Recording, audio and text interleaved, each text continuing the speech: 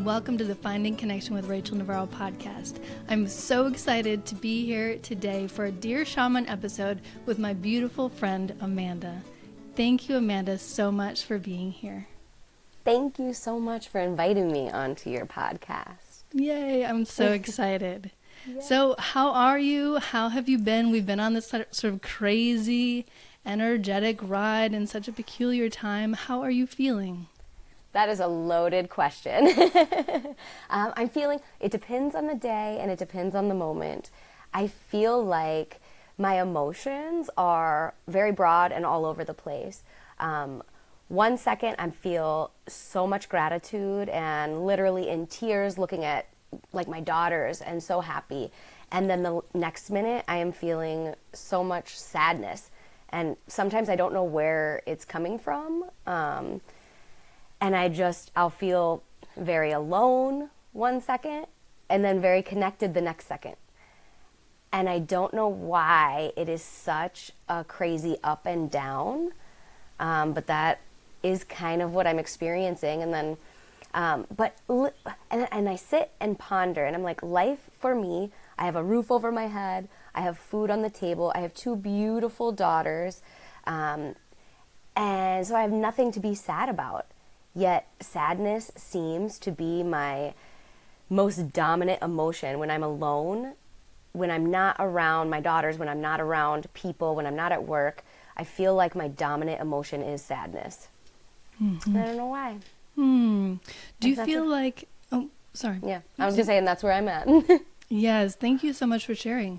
Yeah. You know, well, just to kind of echo that, I just want to share that I feel like so many folks are feeling that exact same way, myself included, where these past few months, and just a little caveat for everyone, as you can probably tell, I am recovering from a flu. Literally everybody here in Costa Rica has it. It was passed to me from my family. Bless their beautiful hearts. Sharing is caring. Sharing is caring. And, but Amanda and I had this podcast scheduled like a week and a half ago, and then we moved it up to like a week ago. And anyway, we were just like, no, we cannot keep putting it off. We want to see each other. We want to do this recording. So I'm here with this throat thing happening, and we're like, we're just going to be real. So here I am with goo in my throat, and it has been here and is continuing to be here. And I've talked to my helping spirits, and they're like, yep, it's a clearing, which truly is related to this, you know, what you were just sharing. Because the month of August, I think for myself and for a lot of folks, was this, in the summer actually, June, July, and August, were such beautiful, bright, energy-filled months. And it really was this rising energy of the divine feminine. A friend of mine and myself were calling it the summer of the goddess, because it just felt so luscious and so glorious and so just... like that, you know, like I want to make those sounds. And of course not always, because there are days and moments where you're like, ugh, but by and large it just felt so good. And I spent so much of August, like all of my morning meditations, I was meditating with Shakti and then Shiva sometimes, and just going so deep in this beautiful divine feminine energy. And you know, naively, because the helping spirits don't often share with me a forecast of the future, because we change it, right? We're creating our reality. Yeah. So they're like, oh, we're not going to give you too much in advance. So then it's just me, Rachel, my mind wondering or thinking. So I'm in this place of like, bliss. Oh my God, everything's amazing in August. And then thinking like, this is the way it's going to be forever. This is the new earth. It's arrived. And then September arrived, and the new moon specifically, and I don't know why it was on that day, but it was like on September 4th, and there was a shift of energy that was so palpable. It was such a visceral feeling, and it was so strong, and it literally felt like it just boosh, like plummeted me and everybody that I knew, everyone that's sensitive, down into the pits of despair. And then I was in this place of doing my morning meditations, and I was like, oh my God, I can feel all my depth, but it's almost like terrifying or overwhelming or so sad. It was all the shadow parts that were coming up to the surface. And it was just like you explained, I felt the same thing, where it was, moments of, I felt like almost like coming up for air, where I felt like, oh my gosh, okay, I can think clearly. I feel like myself, like I'm grateful for my family and being able to live in this beautiful place, and food and all the things that I have, and just the fact of being. But then 10 minutes later, an hour later, the next day, whatever the case may be, I would be like boosh, back down into these depths of really challenging emotions. And a lot for me as well were feelings of sadness, where there was a moment where I was like, man, I feel so stuck. Like, I feel like this is the energy of depression. And so what I did in those moments, just as a side note for anybody that's feeling that, I just had to like force myself to go to those things, those practices that I know move my energy. So for me, that's dancing. For me, that's also like drawing or singing. And also I've been learning guitar the past like 6 weeks. So I was just like playing guitar every single day and singing these medicine songs. And it was like I had to like hold on to those things, really almost like tightly, like grip on to reality. And then I told my husband, I was like, I can't make any decisions right now. We can't talk about anything too serious, because I feel like I'm in this place of illusion. It felt very illusory, like this very illusion-filled space. There's another practice that I did that I want to mention just to you too, if you ever want to do this. It's something that I call dancing with your darkness. And so I put on music that was kind of didn't have words. So if you go on Spotify, there is a playlist that's called maybe it's called Shaking or Somatic Shaking, and it has all these songs that are just kind of intense, where you can like shake stuff out. And find one on there that resonates with you, and then just move to it. But before you start moving, the intention is that those parts of you that normally you push aside or push down into your shadow or into the darkness that you're just not comfortable feeling, let that come up, right?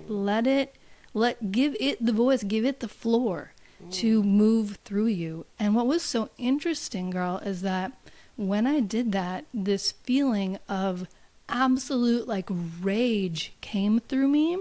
And normally I don't consider myself, like, I don't truck too much with sadness or too much with anger. Like, irritation would be probably the emotion that comes up the most for me. But this was like, I was pissed. And so I was like dancing this out, and my body was moving, and I was, almost like punching the air in my face, and like everything was just like this anger. Yes. Yeah. And when I realized it was these parts of me that felt like I had given my power away, and was just so angry at like all the ways that my power was being stolen or taken from me, or like tricked out of me, because, and then it was also the realization that no one or nothing can ever take our power. Like we can give it, right? We give it. But the truth is that sometimes we give it like, it's tricked. We're tricked into giving it because everybody else is giving it, or we're born into a society or a structure or a family where it's just like, this is what you do. So before you even realize or know you're making a choice, it's kind of like you're already doing it. It's patterns. Yeah.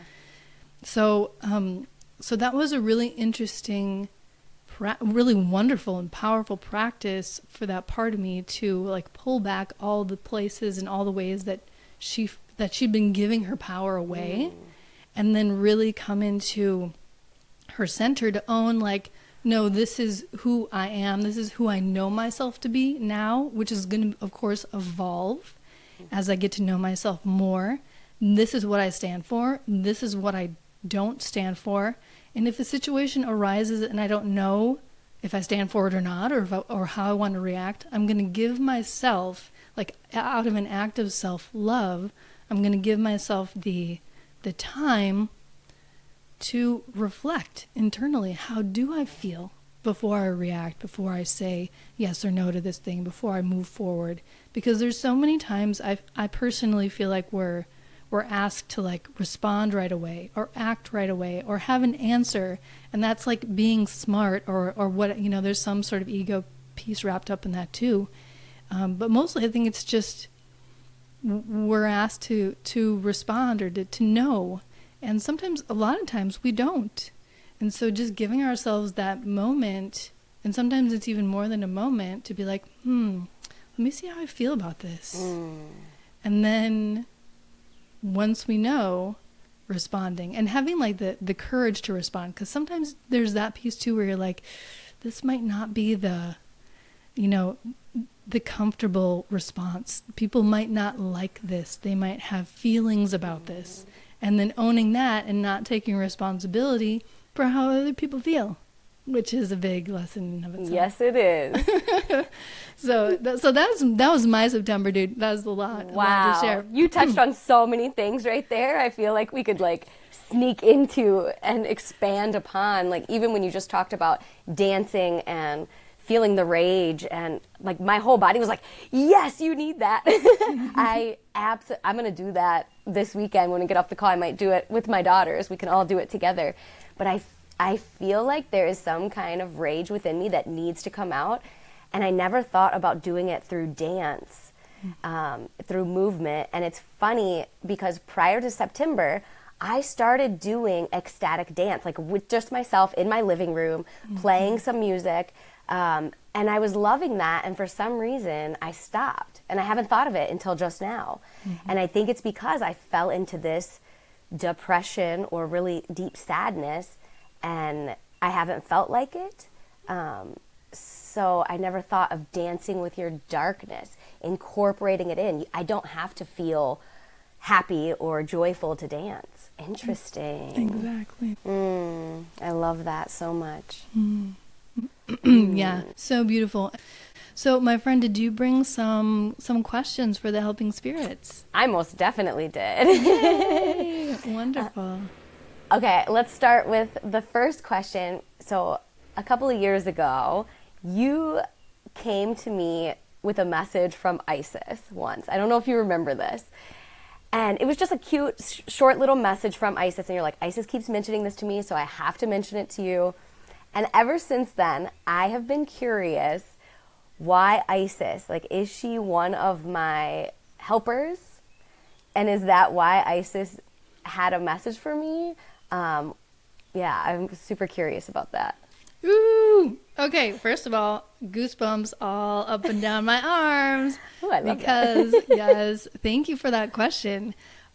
So before every session, before every Dear Shaman episode, before every anything pretty much that I do, I call upon the Helping Spirits and all the directions and everybody so that they can be here and support, and so that I can be the clear channel to bring their messages through. Because so most of what I say isn't me, Rachel, talking, at least when we start bringing their messages through.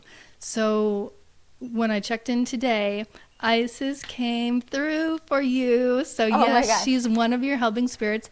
And you also had 6 others come in that wanted me to introduce themselves, either now, like on the show, or after, if you want to have it be more in private. But you had a whole crew of helping spirits. And it was so funny because I stepped in with all my guides, and there's this big circle, and we're standing there, and I was like, all right, are there any helping spirits that want to come through for Amanda today? And it was like, yep. And I was like, okay, 3. And then they're like, nope, yep, me too. And then, yep. And I was like, wow, oh my gosh, there's this huge, it was like 5, 6, 7. Okay, wow, all right. So yeah, you had that. 7. Mm-hmm. Okay, and is that typical, or how? That's a large number to come through. And it must be because I speak to my helpers all the time, and I don't know who they are, so I love it if you could introduce me to them. I think a white lion, I've resonated with a white lion my whole life, like for a very long time. I have a picture of a white lion back. Yes. Oh my God. So I don't know. Yes, you're so intuitive. A lion was there. A lion was the very last one that introduced himself. It was a male. So I don't know if your white lion is male. Yep, with the mane. Yes. Yay. Beautiful. Okay. Yes, I speak out there into the ethers, and I don't typically hear things back, but I think it's more of a feeling. And so I'm trying to get in touch with the feeling more and not really trying to hear words in my mind. But I speak, I cuss at the spirit world. I am grateful for the spirit world. I don't hold back. So maybe because I'm constantly communicating, that there's a lot standing there listening, whether they want to or not. Oh no, they definitely want to. That's fantastic. Yeah, they from their perspective, you are their job. So the more you talk to them, the more you are opening those channels of communication, the more you're building that relationship. And then when you know who they are, you can then sort of fine tune who you're speaking to. So you could be like, Isis, da da da da da. And then the message you get back from Isis, that will also start to get fine tuned. You'll be like, oh yeah, I know her vibration, or I know the words, or I know the color that comes through, or whatever. You'll know what is Isis, or what is your white lion, or what, the various other helping spirits are that are your guides once you know who the individual energies are. Mm-hmm. Do you know, or can you tell why Isis is one of my helping guides? Oh, I'll ask her. Okay. Yeah, she just answered right away, but let me just double check. Okay.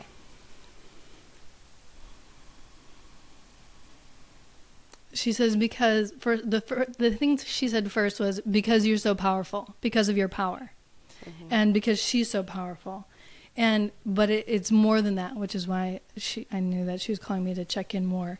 It's because of that loving, powerful maternal energy that you have. So how she's showing me is with her arms extended, with the wings beneath her arms. Yeah. So that image of her, of just being like, all right, I'm solid. Like, I'm the mother protector. I'm here. And baby, I got you. Mm-hmm. Right? And I'm not going to pull any punches. Like, I'm going to tell it to you straight. That's the thing I love about Isis. She's one of my helping spirits as well. And she is so direct. And I love directness. Me too. And it's just like, we don't need to beat around the bush. Just tell it to me straight. And she's just going to go right to it. And I love it. I love her for that. Okay, beautiful. So is it because you attract helping spirits that resonate with your frequency? So whatever your frequency is, that is the helping spirits that you're going to attract? Exactly. That is, I would say that those are your primary helping spirits. Mm-hmm. Your primary helping spirits are the ones that have a similar frequency to you, because they are essentially supporting those traits in you that are part of, your soul pattern or your blueprint, to really come forth, for you to be the most powerful, connected, authentic self that you can possibly be, to get the most out of this experience on planet Earth that you possibly can. So those are your primary guides. And oftentimes our primary guides stay with us for extremely long periods of time, years and years and years and years, or our whole life. So Isis says she'll be with you with your whole life if you want her, right? Okay. Mm-hmm. She's so awesome. Yes, I'll take that. I know. I have such a crush on her. I love her so much. She's so badass. Ooh. And but we also have other guides that maybe don't feel as resonant with us, though of course they are, because we contain the whole, right? As above, so below, the microcosm, macrocosm. But we have other guides that come in for shorter periods of time to help us through times of transition or challenging times or things, whatever it is we're going through. If there's something that's kind of like an acute situation, we might have new guides that come in for a couple of weeks or a couple of months or even a couple of years.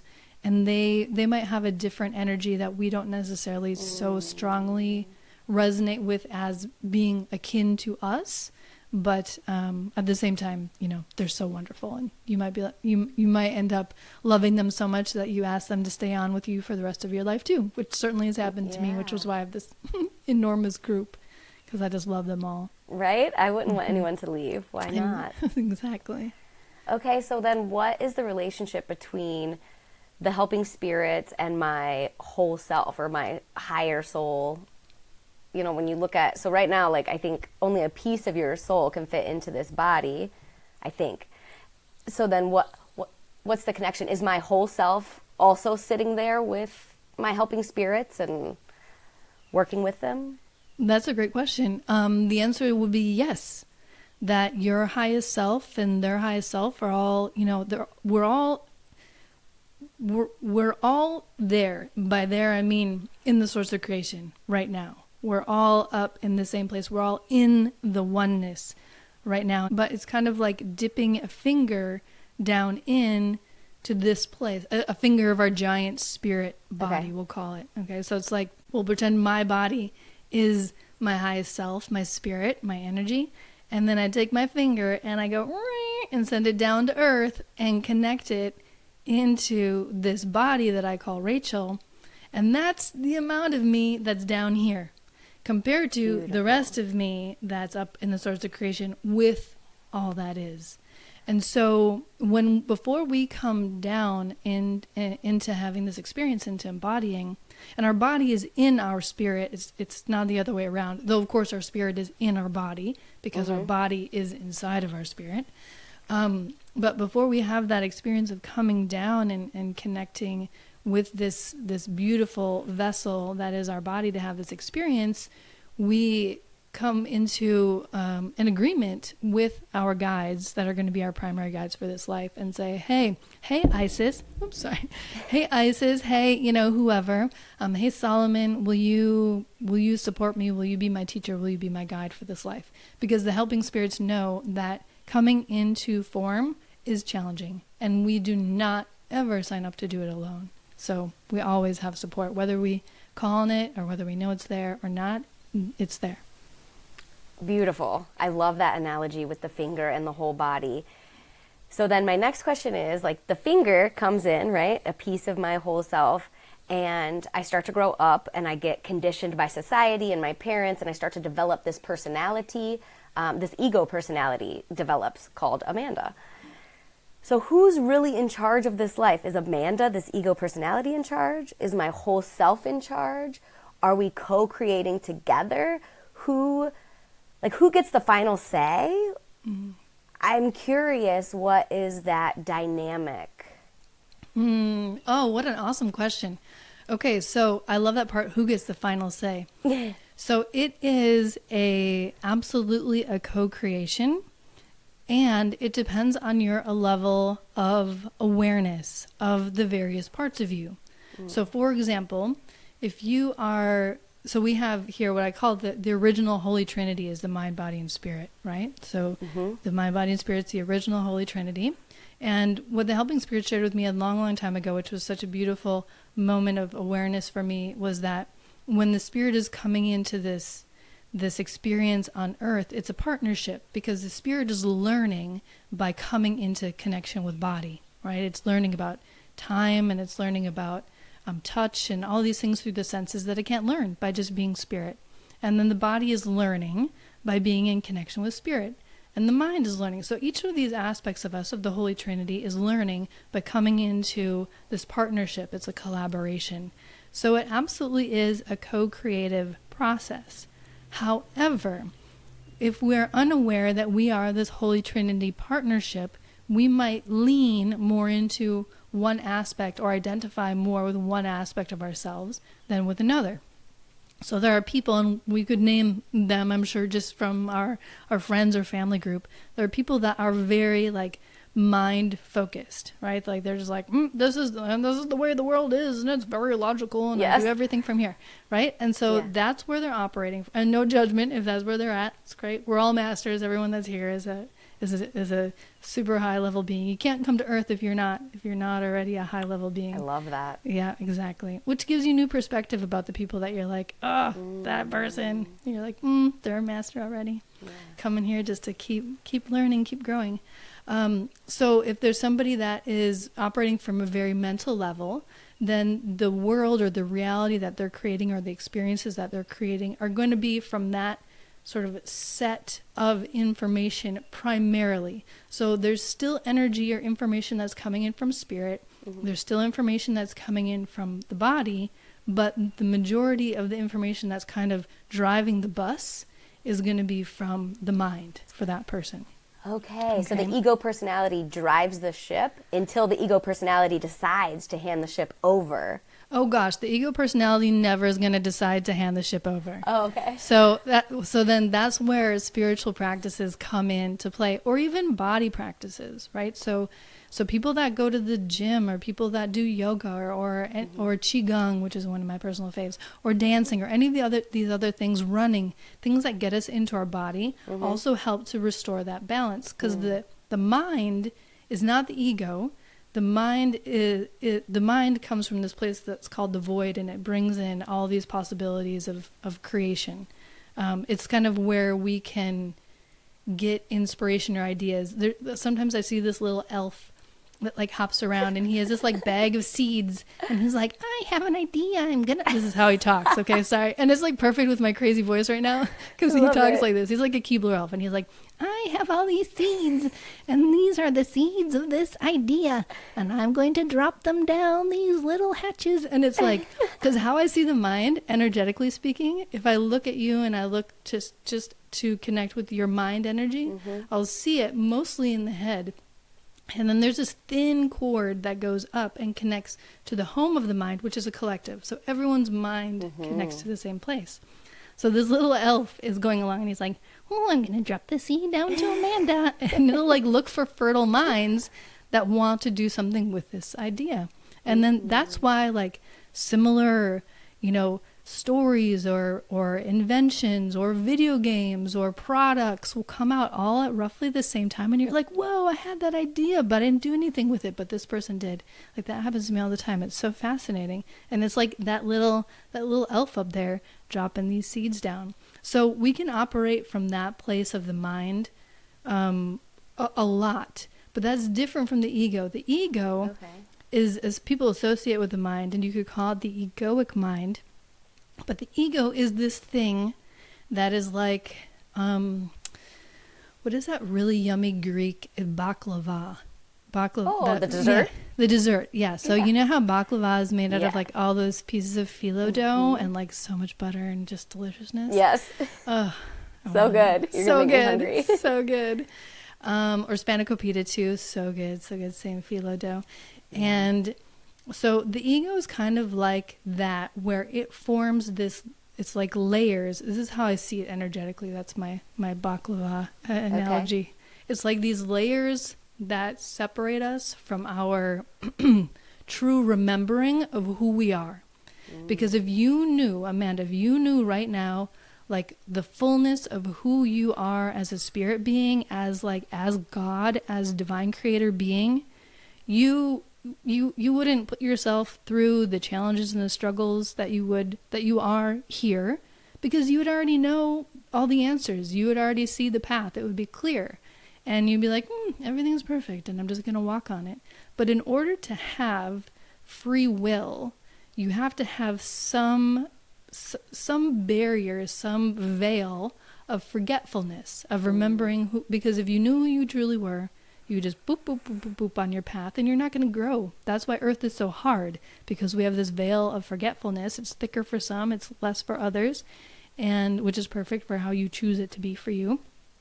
And with that veil of forgetfulness, then we choose things, and we may feel like it's the wrong thing, or we may feel like it's the right thing, but whatever the case is, it's all a deep experience that we have to really be with and be with the consequences of whatever it is.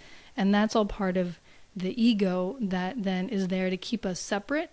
And also, because of that feeling of separateness, it sometimes, oftentimes, almost always, the helping spirits are saying, bring in a feeling of fear. Because if we feel separate, if we feel like we're separated, essentially like the ultimate separation is a separation from the divine, or from our spirit, or from God, or from Great Spirit.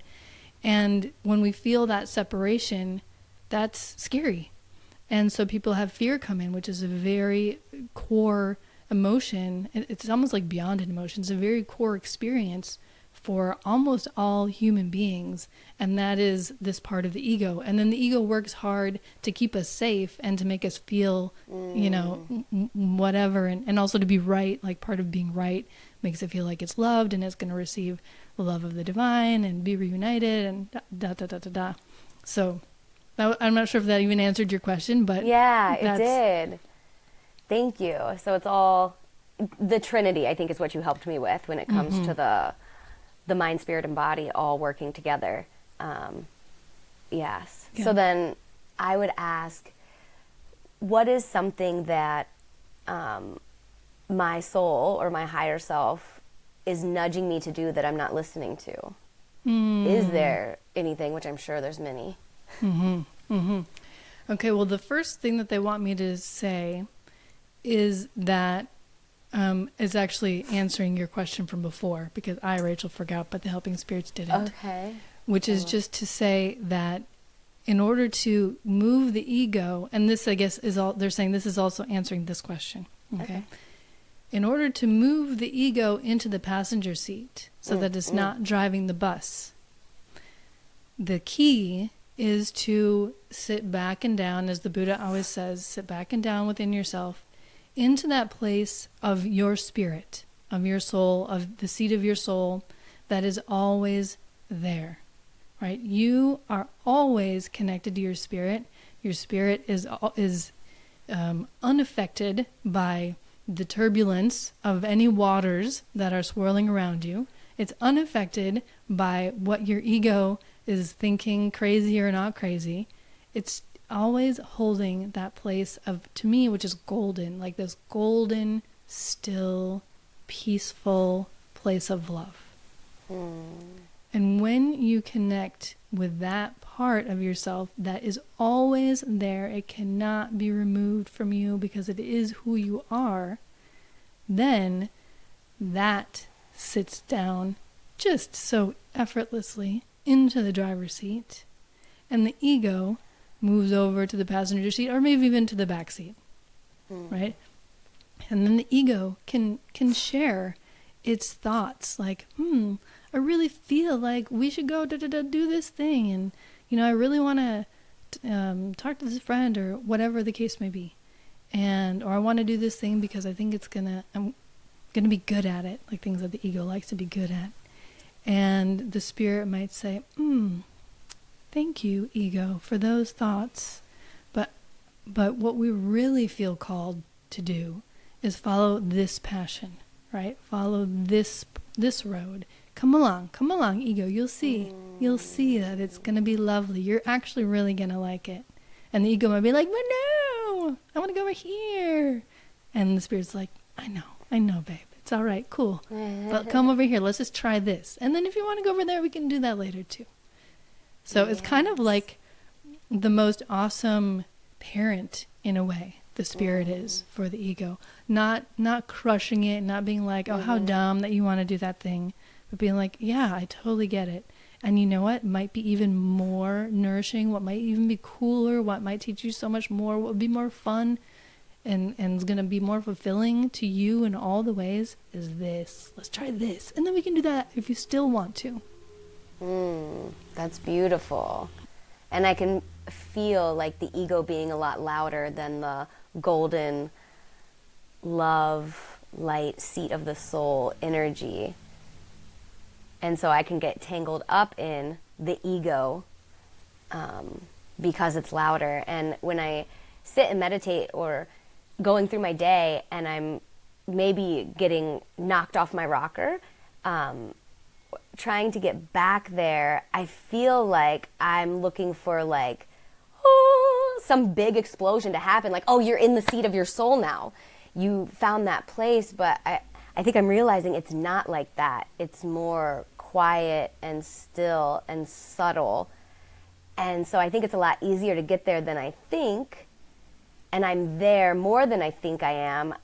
It just doesn't need to be this thing that my ego thinks it's supposed to be.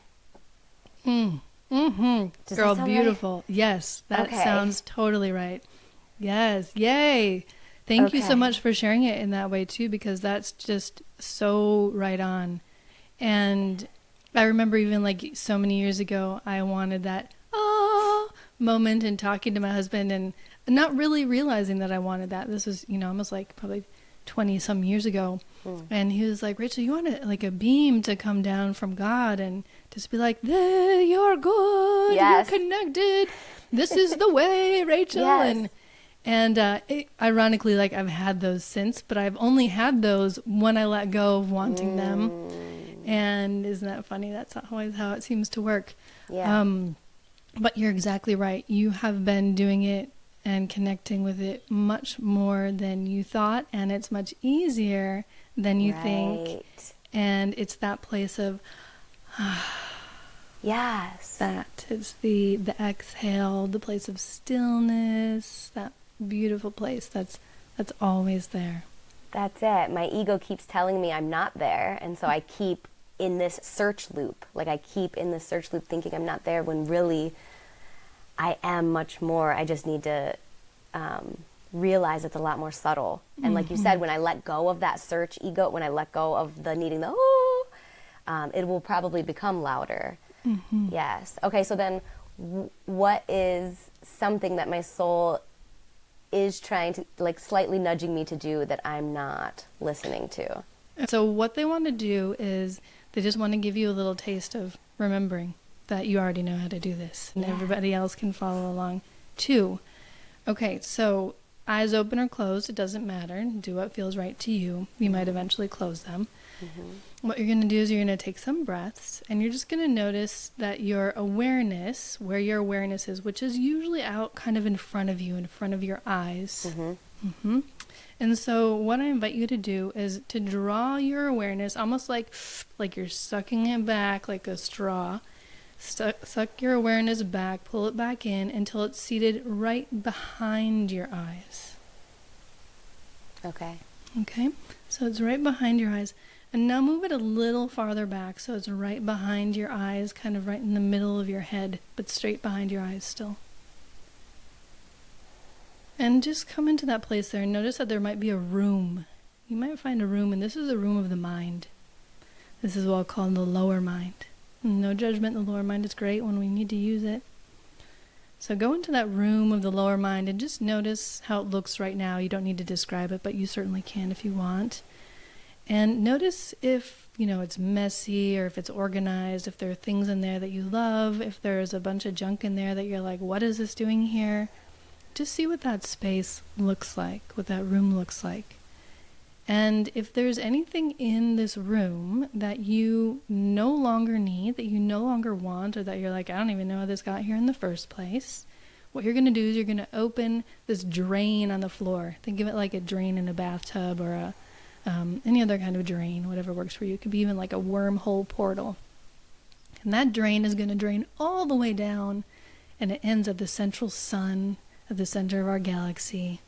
And what you're going to do is you're just going to shove everything down that drain that you don't want that's in this room. You're going to clear it all out until anything that's left in this room is what you want. Paying attention to the ceiling, the floor, the walls. And really it's just an opportunity to redecorate the mind. Noticing that oftentimes in our mind we have a bunch of clutter, stuff that we've picked up from other people, from our family, from media. Okay, so put everything down the drain. When everything is down the drain that you didn't want, you can close that drain. And then just notice your room of your mind. And if you want to bring anything in, you can. And if you don't want to, if you just want it to be however it is now, and if you want to share what you're noticing, go ahead and share. Sure. When I first noticed the room of my mind, it was completely blank. The only thing in this room is Amanda. That's it. That's it, Amanda. And then when you opened up the drain, I got sucked down the drain. And there's nothing else to be sucked down the drain. It was just me, Amanda, and I got sucked down the drain. And then closing the drain, what is left is like a beam of light. So it was beautiful. It was almost like old self ego down the drain, and now what's left is God self, or just a beam of beautiful golden light. Goosebumps head to toe. Love it. Beautiful. Okay, so step back into that room with the beam of golden light, and now, we're just going to remind ourselves that this is what we're calling the lower mind. And now what you're going to do is you're going to, almost like there's a little hatch on the top, on the ceiling of this room, you're going to go up through that hatch, and you're just going to rise straight up within you to the higher mind. Okay, so you're going to go up, and it's maybe, a short distance within, but you're still inside your physical head. But you're going to find this place that's called the Cave of Brahma that is peaceful, and that feels even more light-filled perhaps. And that is sort of that energy of the exhale, like an ah, where you feel like you can just sit, and where you have a little bit more perspective, even like you can look down from this space of the higher mind to the lower mind and down through you, and you're like, okay, yeah, it's the place of the witness. I can tell by your energy, I can see that you're there. Okay, so now what you're going to do is, you know, on a submarine, there's like those little turn cranks, like you're going to open up the top of the submarine, the porthole or whatever. So you're going to open up, there's a little door on the top of this cave of Brahma, and it has one of those little twisty things to open it. You're going to stay in the cave of Brahma, but you're just going to open, it's like a skylight, essentially. You're opening the skylight, and you're inviting more of your energy, the energy of your highest self, the energy of God, divine, all that is, great spirit, whatever word you want to use, to pour down to you into this place of your higher mind. I love that. I feel it. I feel the light coming down, and I really feel it coming down into the higher mind and into the lower mind. Exactly. Perfect. And I see that too in your energy. Okay, so now what you're going to do is you're just going to follow it as it comes down and pours down through you. So from the higher mind down through the lower mind, and keep going down. And now that energy is going to pass down through your throat, past the throat chakra, into your heart, where it's going to fill your heart. And then down past your heart, we're going to send it down to the solar plexus. And if you want to continue to send it all the way down to your tailbone, past the sacral chakra and into the root chakra, you certainly can. And if you even want to send it all the way down out of your tailbone, down into the earth, to connect it there. And then from there, what it does is actually loops back up to the top and comes back in again. Okay, so good. I can see that. You got that connected all the way down. So now you're going to bring your awareness to the place that is between your heart chakra, your heart center, and your solar plexus. So it's kind of like right behind your sternum somewhere. And there's a place there that the helping spirits call, there's a place there that's called the seat of the soul. That's their word for it. And just go into that space, and it's kind of, again, could be a room, or it could be a house, or it could be a whole like world landscape. For most people, and for myself, there's like a house there. That's my house and my seat of my soul. But then I open the doors, and there's this beautiful landscape, but the whole space is yours. For some reason, there's a lot of pink, and I'm not a pink lover color per se, but a lot of pink. Yep, I'm picturing just a beautiful cottage. I love it. If you go out the door of the cottage, what do you see? Very similar to what I saw in my higher mind, actually. Butterflies and lots of green, lots of flowers, and big oak trees. Beautiful. So this is the energy of your highest self coming into the mind, at the higher mind, and now here coming into the body. So this is your highest self connecting with mind and body. The seat of your soul is really connecting it into your body, which is why you have a similar image, which is so beautiful. And there it is, my friend. There's your place of peace, of stillness, of love, of you, of true you. It's there all the time. It's there all the time. That's it. That's I it. love it. Thank you for walking me through that. You're welcome. And now that you know the way, and this is the cool thing, is now that you know the way, you can, as I said before, the Buddha always says, sit back and down. You sit back and down into that place. That's it. And then if you have a decision in front of you, instead of making that decision from the mind or the egoic mind or whatever other part of you, you can be like, oh, okay, wait, I'm going to incorporate all of me. I'm like, my body is in the present moment, is your greatest ally to being present. So connect with your body. Yeah. And then breathe and sit back and down. Bring your spirit in, settle down into the seat of your soul. And then bring in the knowledge, right, with the information that's from the mind. Bring that all together. And then there the answer will be.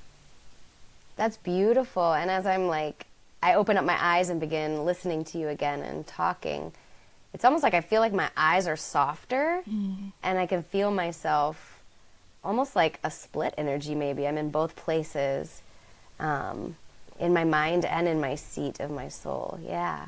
I love that. Thank you for pointing that out. You absolutely can have that. And I recommend it, having that split awareness, because that means that you are really actually merged, even though it's split, which sounds like it, you know, counterintuitive. You're really not. It's that you're taking, it's kind of like sitting at a table, a round table with all these different parts of you, and taking into account that everybody's there, having an awareness of everybody rather than just having a focus on one person that's at the table. You're taking into account everyone. Yeah. I love your analogies. I love that. I know. I love that. I never, that's just from the Helping Spirits. They show it to me and then I just say That's great. So is that what my spirit has been nudging me to do, is to get into the seat of my soul more? Yes, that is what your spirit has been nudging you to do. Exactly. Beautiful. And then remember it, right? Remember that it's an option, because it's one thing to know that is us, and to be able to sit in meditation in our room when everything is quiet and our kids are at school and we have time. It's another thing to remember when we're at work or we're faced with decisions or we're faced with challenging folks or whatever, challenging situations.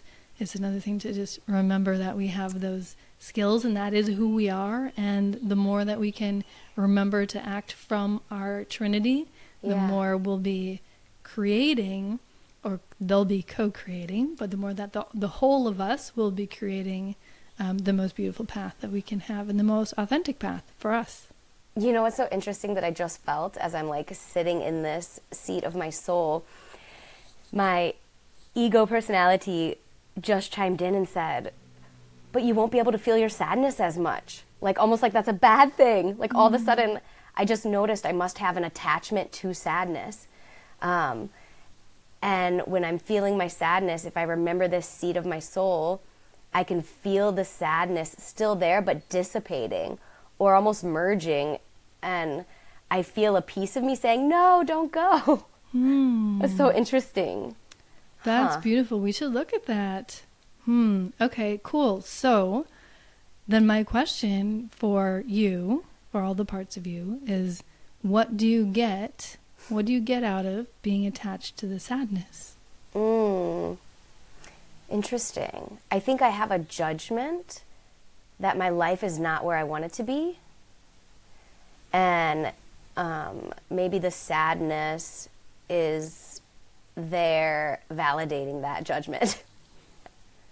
And so if the sadness goes away, then my judgment is incorrect, or which means you have to do something, right? Which means you have to take steps forward. And then maybe that's scary.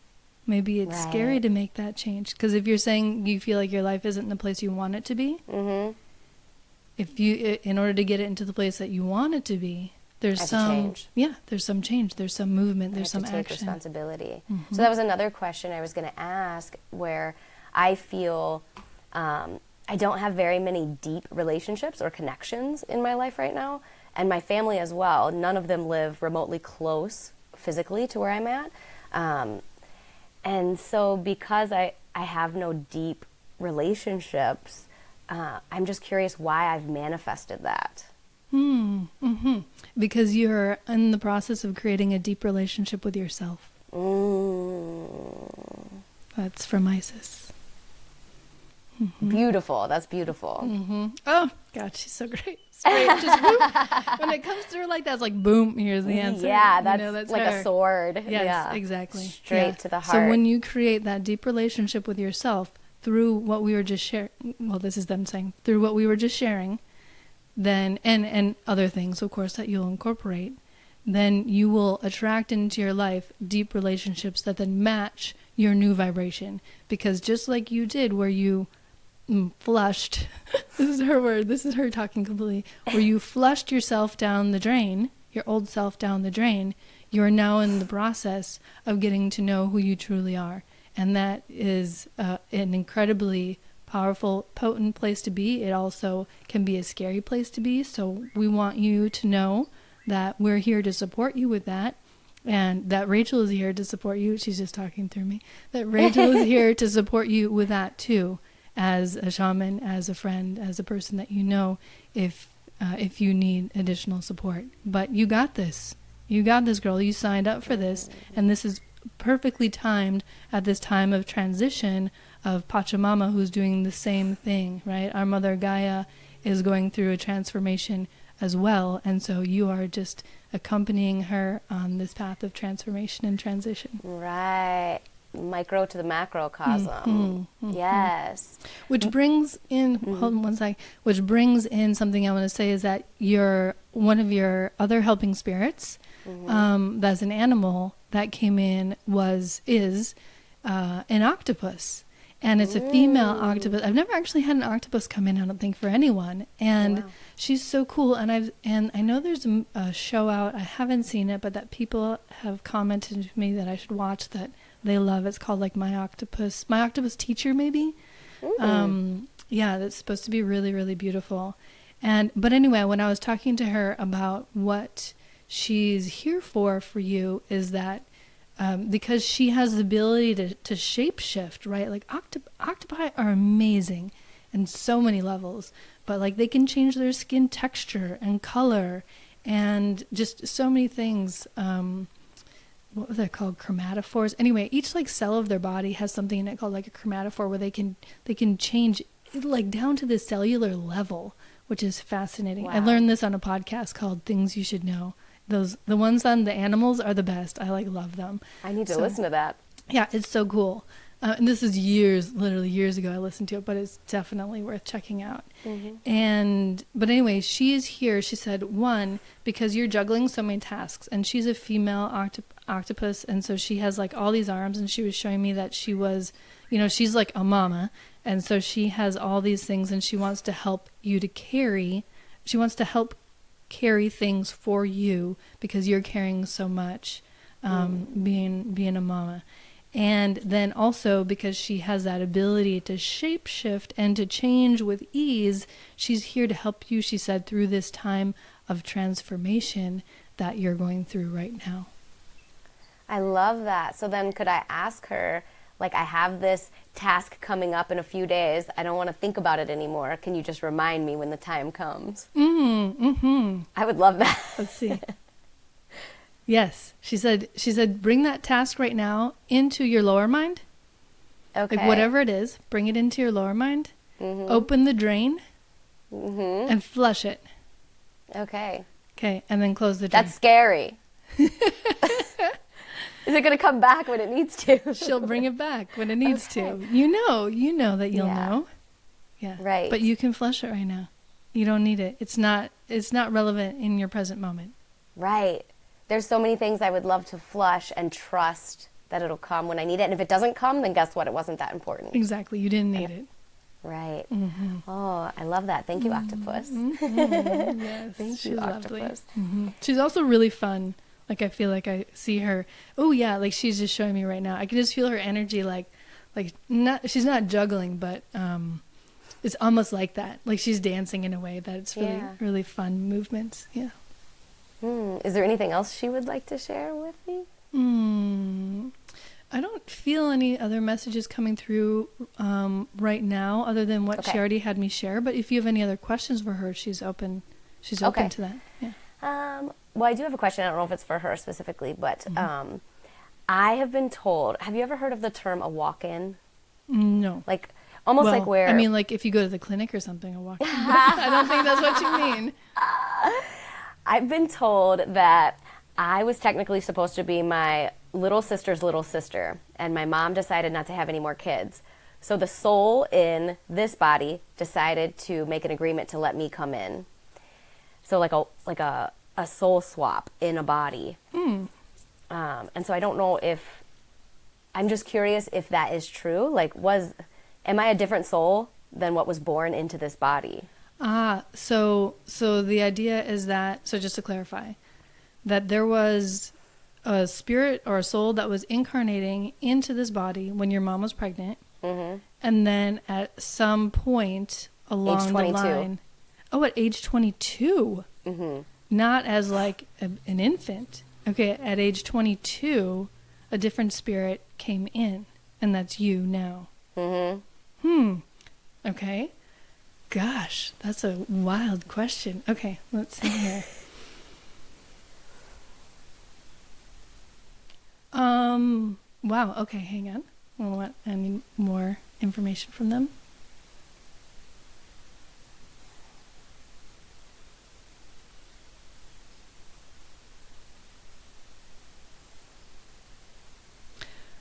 This is surprising. This is really cool. Thanks for this question, Amanda. Okay. So here's what they said. It's you are not a different soul. So it's not like, I don't know, Amanda was here before and now you're Bridget or something in this Amanda body. But what they're saying is that your spirit from the same, I don't really like the word oversoul, so I use the word highest self. Your spirit from your same highest self, almost like, I'm going to say upgraded or shifted around that age, at that time in your life. Okay. And so what that looks like, okay, so going back to our analogy, clearly this is why we used this analogy before. So here you were, your index finger, mm-hmm. and then you switched to your pinky. Oh. Or maybe you were your pinky, actually, because... the size. Yeah. And this one's more functional. So you were your pinky first, and then you're like, no, I want to go deeper. That's what it feels like. It feels like at age 22, you're like, there's something that I need to shift in order to go deeper. And so it's almost like the spooling out another part of my highest self needs to come in order to make that happen. Oh, okay. So it's like an upgrade. Yeah, it looks like an upgrade. Okay. That's fascinating. I've never considered something like that because so it's sort of mind melting, and I don't often go down this path, but we can, but sometimes it's also really fun because it is sort of mind melting. But because our highest self is so gigantic, like we can have other parts of our highest self that are incarnated right now on Earth. We can have other parts of ourself that are incarnated in the Pleiades or in Sirius or in Orion or in other star systems, or completely different ways of being that we can't fathom right now, mm-hmm. being in this human body. But that's a lot to kind of put into our human mind. But yes, why do you ask that question out of curiosity? Well, my sister kind of channeled it. She spontaneously channeled one time, and that was mentioned. So I don't remember a lot of my childhood, and my sister and brother remember so much, and I'm like, I don't remember any of that. And I was curious or wondering why I don't remember a lot of my childhood, and it was mentioned to me that it's because I'm a walk-in, or basically traded, and so what happened pre-age 22... before age 22, really didn't matter in my journey where I'm going now. I thought it was something traumatic must have happened to me when I was a kid, and that's why I don't remember. I blocked it out. It doesn't look like it. Okay. Yeah, it doesn't look like it. Let me look again, now with that question in my mind. Yeah. Nope. No. They're shaking my head. Okay. Yeah, no, that's not what it was. It was... something much bigger, like it makes me want to smile, like something much. Yeah, you were like, no, let's do this even bigger. Let's do it even like more colorful. Let's do it with more sparkles. Yeah, let's expand. Okay. Yeah. Something else my sister channeled was that her and I we incarnated as sisters in ancient Lemuria. Love it. And there's a reason why we incarnated together at this time, to kind of bring teachings from Lemuria into modern day. Mm-hmm. And they said actually that me and my sister drowned in Lemuria. Like we were part of the collapse of it, and we they said we were embracing each other as we drowned. And that I haven't had many life incarnations as human between that and this. I'm just curious, what do you see or feel when it comes to me and my sister in ancient Lemuria? Yes. Yes. Okay. And yes. So interestingly, I last night was called to draw a card from an oracle deck that I have for our podcast today. I've never done that for any show, for any podcast, or even for any session. But I was like, I'm supposed to draw this card. Beautiful. And I drew the Mother Ocean card. Ooh. And so when I was calling in all the helping spirits and all the directions, I was supposed to really make an effort to call in the spirit of the ocean. Specifically, I'm very connected with the spirit of the Caribbean. She's one of my helping spirits, and it's Goddess Ixchel and the spirit of the Caribbean. But this was the spirit of the Pacific, which is where ancient Lemuria was, and just bringing that. So this is a time, you're exactly right. I think you said this, where the wisdom and the teachings and the knowledge, and also that was a very feminine culture as well, when all of that right now is coming back up to the surface, and all of that is returning, so that we can sort of turn the wheel of time into the new yuga, like into the new age, coming into this new age on planet Earth. And that has a lot to do with a restoration of the divine feminine, so then we can also heal the divine masculine and have that beautiful, beautiful flow. And so the answer is yes, that the two of you were in ancient Lemuria together, and that you're here now, so that you can bring through that wisdom and that light and that. I don't even know. I don't know if I have a word for it, but it's like it's deep and wide, and I guess maybe the word would be clarity, because what I'm feeling is like I'm like in the water. I'm in the water, but it's deep, but it's so clear, right? And it's like the sun is coming in from above, and I can see really far, and I can see down really deep. I can see the sand way down there. There's like a shark. Oh no, it's like a whale shark. I don't know if they're in the Pacific, but anyway, it is here. I see this being going by way down there, and I can see it clearly, but it's quite far down.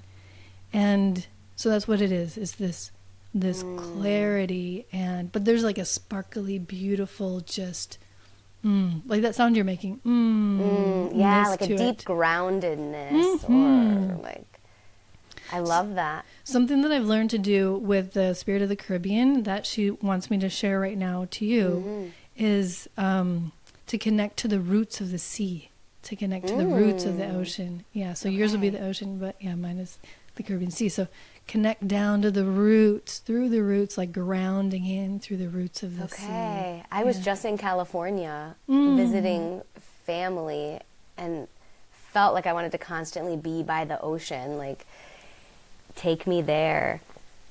And there was one point in my life where, when I was in my marriage, and we're going to get into sex, but I didn't enjoy it, and it was almost traumatizing every time it was happening. And finally, towards the end of my marriage, and I was doing the wife duty, right? I kept doing it because this is the duty of the wife, and this is just the way it is. Sex is tailored to the man.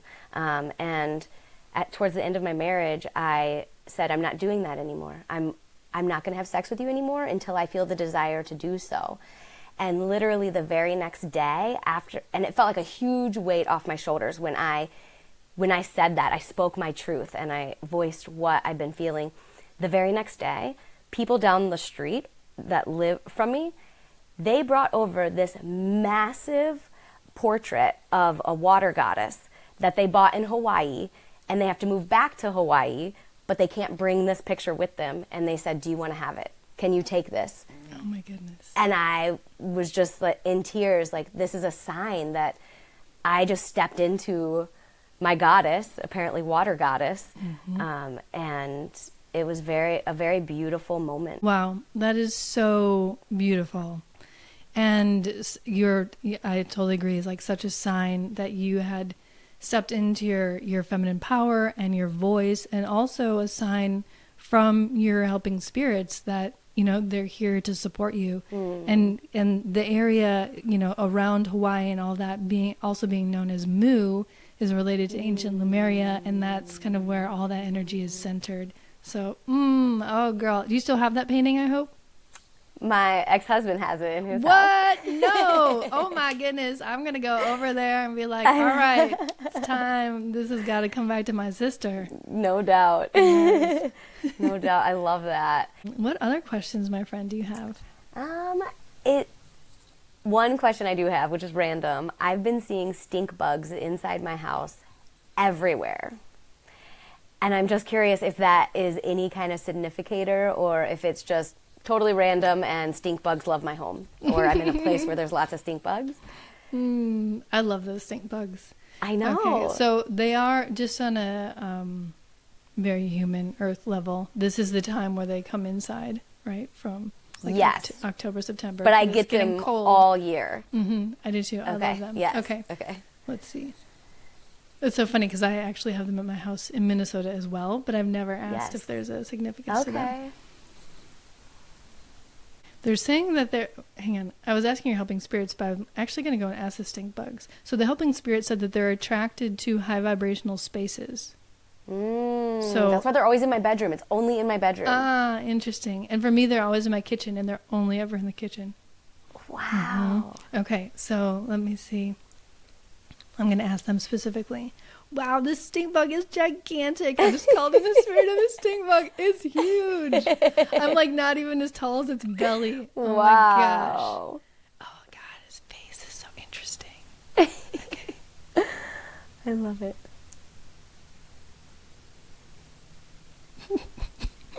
Oh my God, it makes me feel like it's tickling me.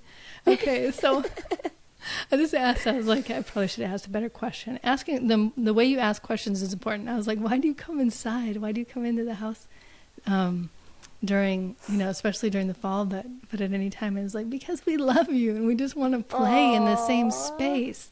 But I'll ask specifically about your house. Same's true for Amanda, they said.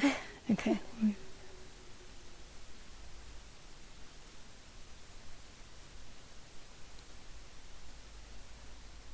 They're weaving the energy.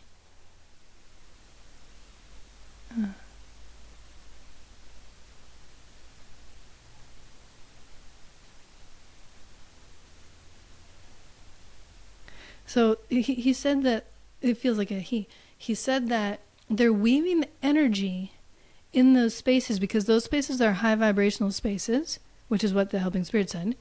And they're weaving the energy. So what that looks like is like he's taking, it's almost like in his little feet.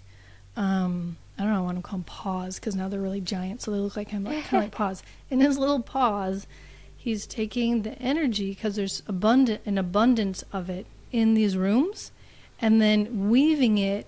It's above you, maybe a little higher than head height, into what looks like a sacred geometry shapes, like all throughout the room, and then that is. It feels like it's supporting you for sure and your family, but it feels like it's almost like I don't know, it feels like a magnet, like it's drawing in and filtering, he says. Is it drawing in and filtering? Okay, so it's drawing in more high vibrational energy, like a magnet, it's attracting it. It's going into all these little, what looks like a lattice or the sacred geometry shape that's up here, and then it's lighting up. It's like white light. It looks very, very bright, very beautiful. And then it's almost like raining that down or shining that down to you in the room, but then it goes in through this lattice or this sacred geometry shape, goes in through the walls and then down to the structure of your house. So then it's bringing that energy into all of the spaces to elevate, to support you. It feels like a support and a guidance in a way. I've felt that. Every time I see a stink bug, I feel very like protected and guided by them for some reason. Beautiful. Well, then you're right on, sister. Okay. Yeah. I love Fun that. question about the Thank stink you. bug. And I love knowing that too. Yeah, I love them. In Mexico, when I lived in Mexico way back in the day in 99 and the year 2000, I lived way up in the mountains, like 2.5 hours southwest of Mexico City. And I lived in this town. The whole town was a national monument, which meant there was all cobblestone streets and all whitewashed, and there was no chain anything. There was like hardly even any restaurants or anything. There's just this one big market that was all these like, it was like going into the catacombs. Like it was all these levels, and it was below street level, and it was just, I mean, Beautiful. it was amazing. Yeah, it was like a labyrinth. And but in this town, there was a day right about at this time. It was, I think, October 2nd. I could look it up, but it's called. And there's a bug called the humil. It was Jumil, and it was called Dia de los Humiles, so Day of the Humil bug. And it's essentially like a stink bug. But the interesting thing about the humil is that when you put it in your hand and then you close your hand and open it back up, you have a little brown spot because they have iodine in them. And the story is, or the legend is, that when the indigenous Nahuatl folks first arrived in this area, there wasn't a lot of game or protein for them to hunt or to eat. And so they survived with the humil bugs as their source of protein. And so they still have this Day of the Humil where you go up higher into the mountains and you turn over like fallen leaves and stuff, and there the humil bugs are, and you gather them. And then people eat them. Wow. They squish them into salsa, or they just eat them live, which is crazy. Did you do this? I didn't eat them live. I squished them into salsa. One of my good girlfriends came down, and she's hilarious. She's very dramatic. And I made some salsa. So it's like they're in salsa verde usually. So I made some salsa verde, and then I squished some humils into it. And I don't know if they were alive when I squished them. I don't remember. I don't think. Well, they might have been. If they weren't, they were like recently deceased. But I squished them in just to give that extra kind of peculiar iodine-y bug flavor. And then I was like, here, this is like, try this. This is an experience, right? This is like the thing right now that you're in the season of the humiles. And then so she's like, girl, what are you doing to me? You're like making me eat squish bugs. This is ridiculous. So she had her chip, and she like goes and takes a scoop of this salsa. And then she looks at it and she's like, Rachel, there is a wing in my salsa. There is a wing, girl. Like, no. I can't do it. I can't do it. I'm not going to do this.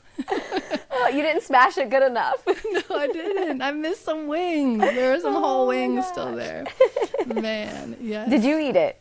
Yeah. Oh, yeah. Okay. I ate it. I never ate them live, but one of my most memorable, most embarrassing moments of my life had to do with someone eating a humil live, because at the time I was in this training program to become a midwife at the hospital, like a midwife in Mexico.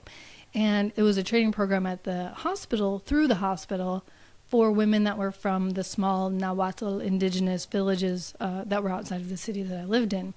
And Beautiful. yeah, and I was allowed to sign up, which was super cool.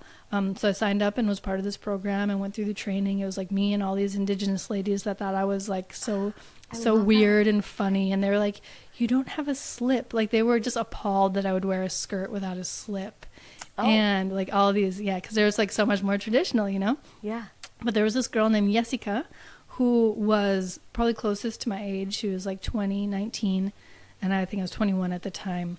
And she had a couple of kids already at that point, and she lived with her mother-in-law and her husband.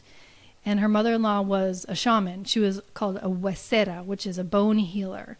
And she was like well known in the area, and people would come from all over to have her heal their broken bones that hadn't healed well, or whatever the case, or a new break. And I was, have always been sort of on this path of shamanism. And so I was like, oh my gosh, your mother-in-law is a huesera. I would love to meet her. I'd love to work with her, learn from her in any way that I possibly can. And so she invited me out to their village to have lunch one day and to meet her mother-in-law. And so I went out, and I was super excited, and I was super nervous. Yeah. And we were sitting at this table having lunch, which was so good. Like it was just like really simple, but just such fresh food. And we were having, you know, homemade tortillas and beans and whatever else. And there's this little pot in like the middle of the table, this little covered pot.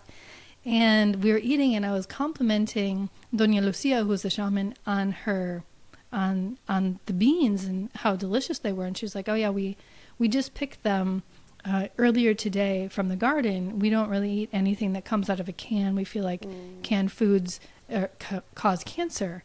And I was like, oh, I totally agree, you know, probably because of all the preservatives and the chemicals. But the thing is the word preservative, preservativo in Spanish, is a false cognate, which means it doesn't mean preservative. It means condoms. And so, yeah, preservativo is a condom. And so I just said at this dinner table with this huesera who I was really wanted to like make a good impression with. And she's a super traditional Nahuatl indigenous lady. I just said, I was like, yeah, probably because the cans are all full of condoms.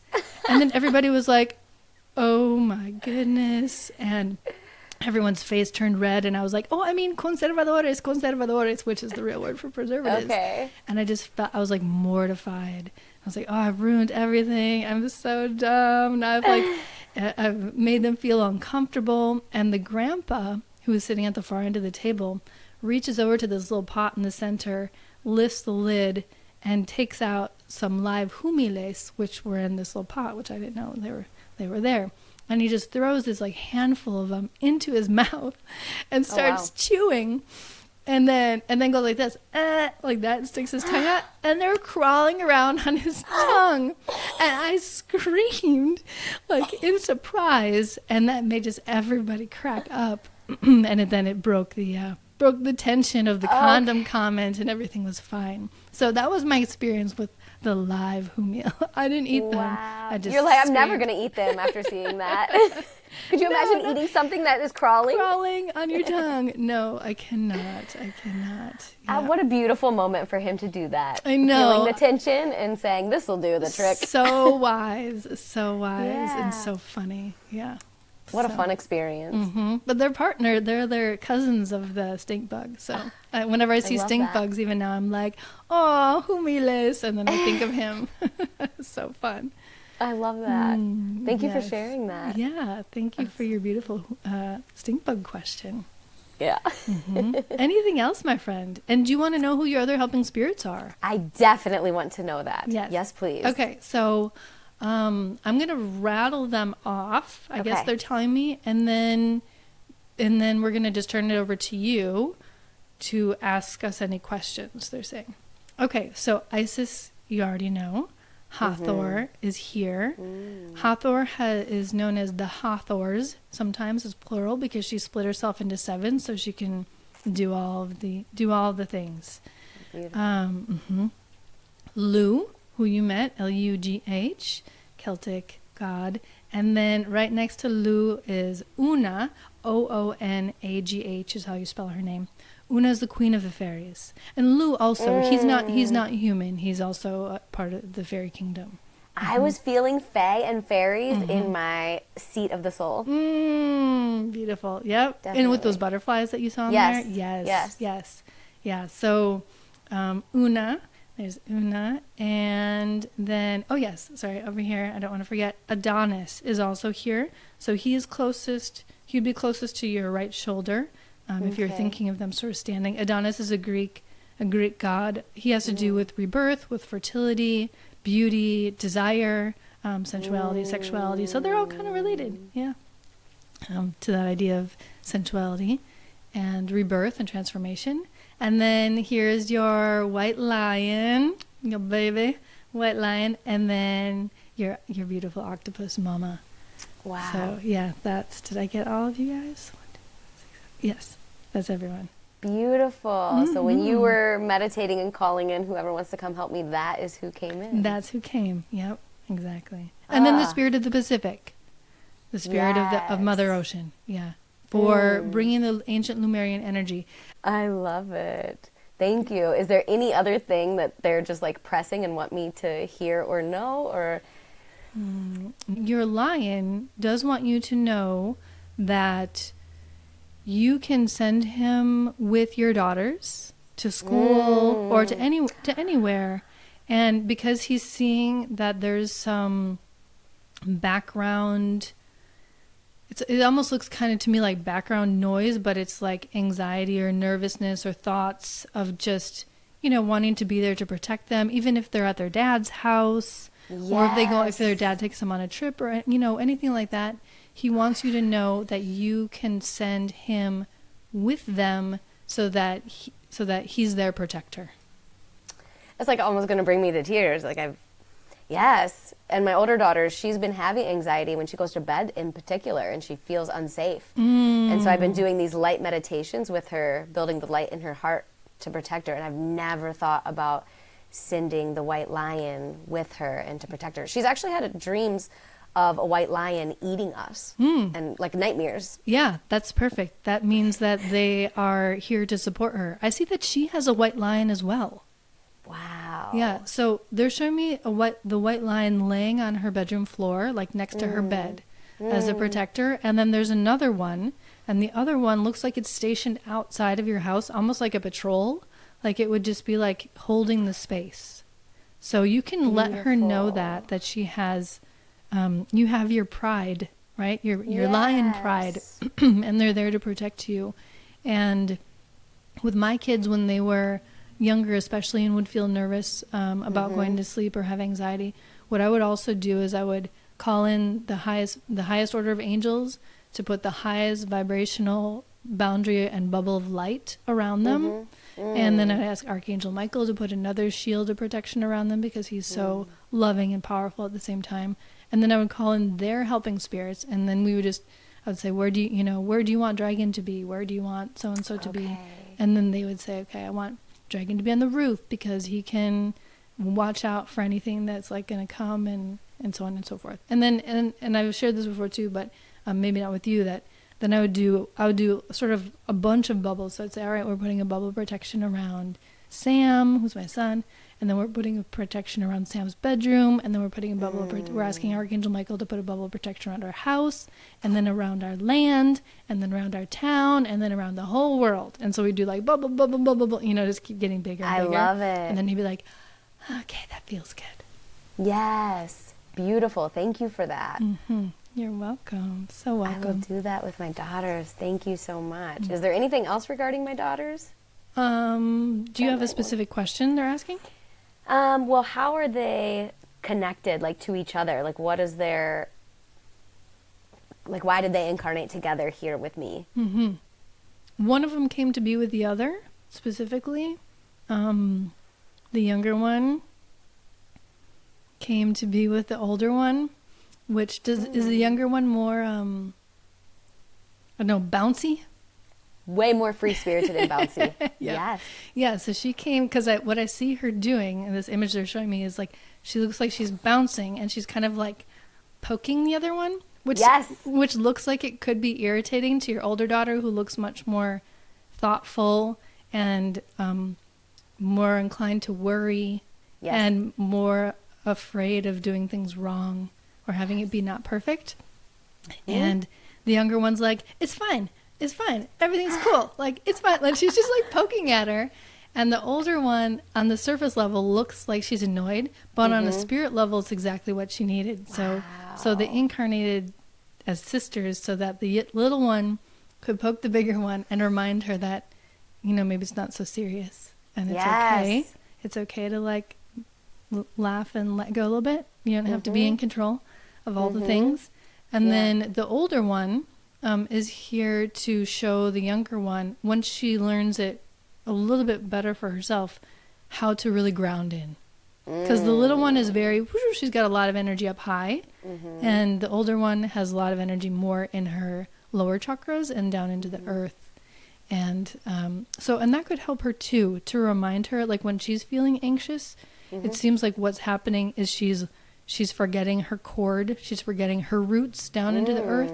So just teaching her that practice of like sending your roots all the way down into the earth, really feeling them. If you're sometimes what I do when I'm laying down, like, you could do this at nighttime too, she's in bed, I'll imagine that I'm like in a tree, like I am the tree, but like the tree, I'm inside the trunk, and it just like it goes down, and for me it's like all these roots that go out from my back and my head and the backside of my heels and the whole thing, and I'm just like really connected down. So whatever visual works for her, but reminding her of her ability to ground and how important it is for her, because that's one of her strengths, is grounding. Okay, I love that. And the other one has the strength of being up here, but grounding is going to be important for her to have balance. Yeah. Thank you. I love that. And is there anything specific why they chose me to be their mother?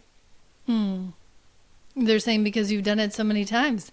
Well, because the first thing they said was because they love you. You've done it so many times. Is there anything I've more been specific? their mother?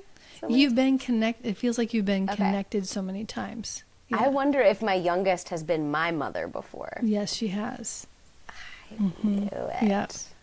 And even more recently, she's been your grandmother, because then you had a fun time together. Yeah. Yeah. Oh, that's sweet. It feels like you and your youngest daughter have more lifetimes together than you and your oldest daughter do. Okay. Yeah, but there's a lot of richness with you and your oldest daughter. Okay, is there any other reason that you guys want to share why her daughters picked her?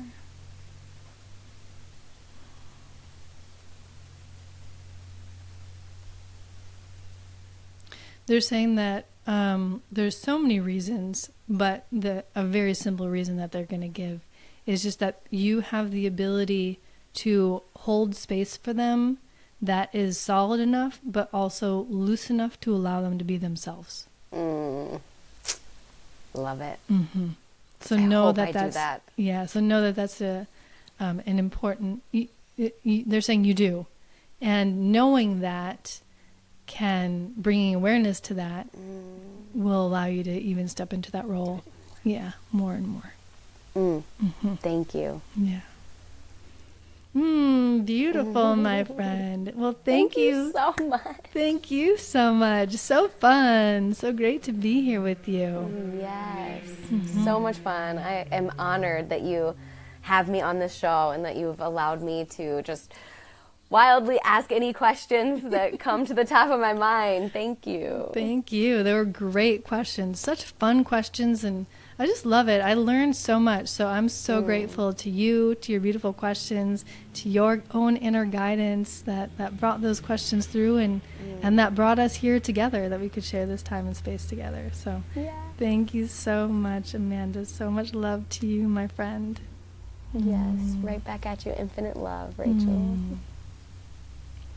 I just want to say thank you to all the helping spirits. Thank you to Amanda's helping spirits. Thank you to my helping spirits. Thank you to our well ancestors. And thank you to the helping spirits of everyone who is here, everyone who's listening. All your guys were here as well. Thank you. Thank you. I give thanks to the spirits of the east, the spirit of the eagle and the condor, the spirits of the south and great serpent. Thank you to the spirits of the west, Mother Jaguar, the spirit of the ocean, the spirit of water. Thank you to the spirits of the north, buffalo and hummingbird, and our deep, quiet inner knowings. Thank you to Great Spirit for holding us from above and for all the inspiration and blessings. Thank you to Mother Earth for holding us from below, for all the abundance and all the love. And thank you to Sacred Center, the place that walks within each of us, the place where east and west, north and south, sky and earth meet. Thank you, thank you, thank you to all that is. Blessings and love to everyone.